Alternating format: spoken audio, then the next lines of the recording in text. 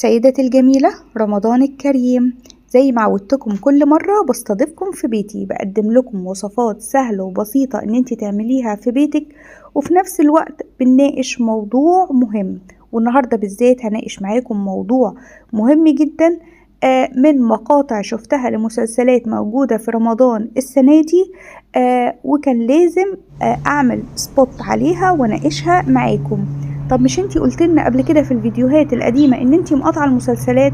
انا والله العظيم مش متابعة اي مسلسل، لكن لما بقلب في السوشيال ميديا في فيديوز بتظهر قدامي من غير ما اقصد، يعني مش انا اللي بدور عليها، هي بتظهر قدامي بالصدفة وجايبة ملايين المشاهدات، فبالتالي الريتش بتاعها بيبقى عالي جدا.